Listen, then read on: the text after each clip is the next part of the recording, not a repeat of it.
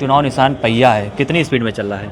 ये तो समय का पहिया है और जनता ने इसको इतनी तेज़ चला दिया है कि अब ये रुकेगा नहीं। और 13 तारीख सब हमारा परिवार है और मेरा परिवार, मुझे लग नहीं रहा कि मैं चुनाव लड़ रहा हूँ, मेरा परिवार मुझे मिल करके चुनाव लड़ा रहा है। यहाँ पे विकास दूर दूर तक नहीं हुआ।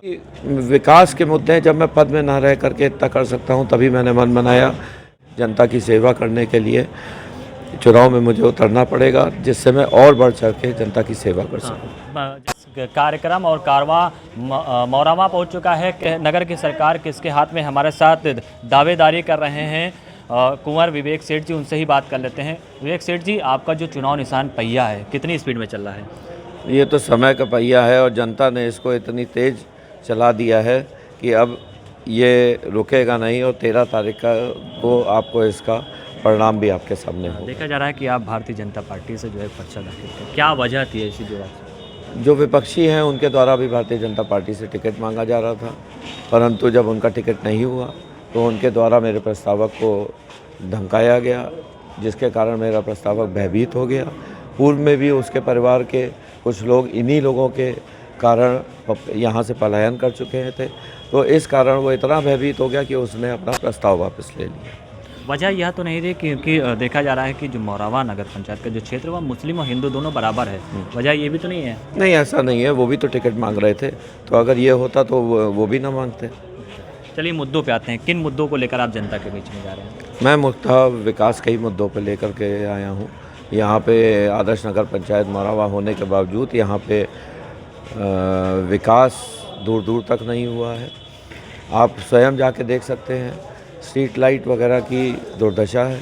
तो स्ट्रीट लाइट है भी और 24 घंटे जलती हैं, जिनके कारण जल्दी ख़राब हो जाती हैं।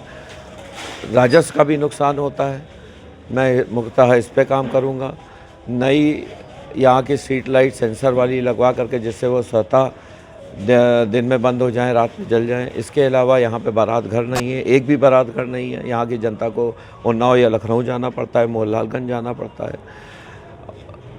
इसके अलावा आपके पार्क, कोई भी एक भी पार्क पूरे मौरावा में नहीं है। बच्चों के खेलने के मैदान नहीं है। पेयजल की समस्या है, दूषित पानी नलों में आता है। सार्वजनिक पेयजल की कहीं भी व्यवस्था नहीं है।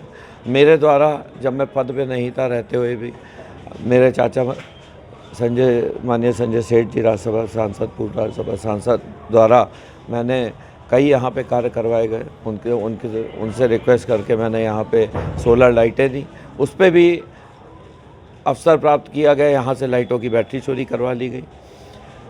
रोडें बनवाई हैं, आरओ प्लांट लगवाए हैं, ईदगाह में भी लगवाया है, कई जगहों पे लगा है।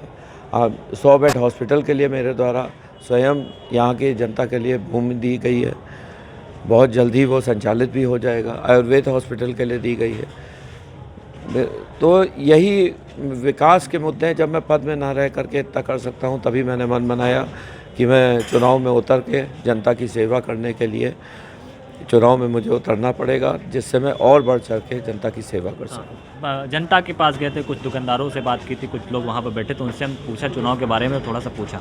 उन लोगों का कहना है कि भैया दो हैं, दोनों बराबर हैं। तो इस बराबर के ऊपर आप जाने के लिए क्या कोशिश कर रहे हैं? क्योंकि 2 दिन का वक्त रह गया है चुनाव प्रचार के ऊपर। 2 दिन का वक्त रह गया है।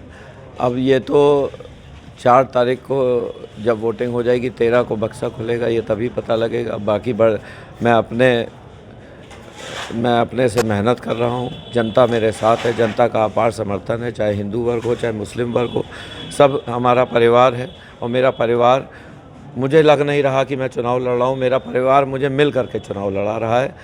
तो इसी से साबित हो जाता है कि मैं कितना चुनाव में अपने आप को कामयाब कर पा रहा हूँ या नहीं कर पा रहा हूँ। चलिए, सामने भी जो है वो भी वोट मांग रहे हैं, जनता के बीच जा रहे हैं, आप भी जनता चल के लिए, मगर जनता विवेक सेठ को क्यों चुनो? क्या है खास?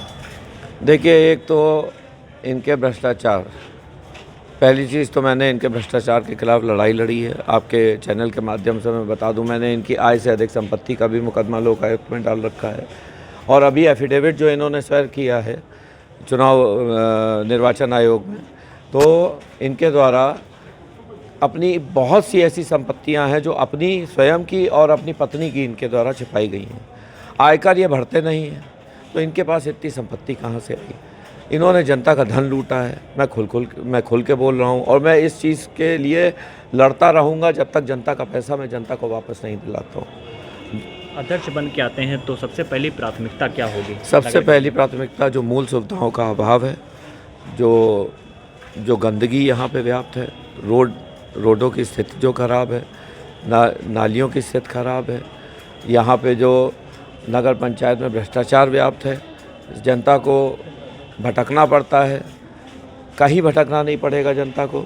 मुख्यतः सबसे पहले मैं मूल सुविधाओं में काम करके तब उसके बाद जो मैंने अपनी कार्य योजना बनाई है यहाँ के लोगों के लिए, बारात घर है, सौंदर्यीकरण है और आपके सरोवर यहाँ पे डेवलप करना, इतना अच्छा पर्यटन स्थल बना देना। एका सरोवर में ऐसे डेवलप करूँगा जिन पे मैं यहाँ पे बोटिंग तक करा सकूँ कि आसपास के लखनऊ और आसपास के क्षेत्र से लोग आ कर के यहाँ पे एक पर्यटन, आप कह सकते हैं कि आदर्श टाउन एरिया से पर्यटन के लिए भी ये मशहूर हो जाएगी। तो यही सब कुछ चीज़ें हैं जिनको लेकर के मैं चुनाव। पहिया आपका बहुत तेज चल रहा है, जनता भी बोल रही है। मगर एक चीज़ और देखी जा रही है कि आप भारतीय जनता पार्टी से अपने पर्चा दाखिल किया था, अगर आप जीत जाते हैं तो क्या फिर से आप भारतीय जनता पार्टी में शामिल होगा उसी तरह? देखिए ये तो समय की बात है। बाकी माननीय विधायक अनिल सिंह जी पूर्णतः मेरे साथ हैं। आप कह सकते हैं मैं भारतीय जनता पार्टी का समर्थित प्रत्याशी भी हूँ और बाकी मैं जनता से पूरा, जब तक मैं सलाह नहीं कर लूँगा चुनाव जीतने के बाद, क्योंकि उन्हीं का आशीर्वाद मुझे प्राप्त होगा, जब तक मैं सबकी सलाह नहीं ले लूँगा तब तक मैं इसके ऊपर कोई भी कमेंट नहीं करना चाहूँगा। चलिए, बहुत बहुत धन्यवाद। तो ये थे हमारे साथ विवेक सेठ जो कि जनता के बीच में अपने मुद्दे को लेकर जा रहे हैं। हालांकि आने वाला वक्त बताएगा कि जो मुद्दे हैं उनको जनता किस तरह से देखती हो, वोटिंग करती है और किसके साथ नगर पंचायत मौरावा का ताज सजता है। उत्तर प्रदेश के मौरावा से मैं शाबान मलिक, न्यूज़ प्ले।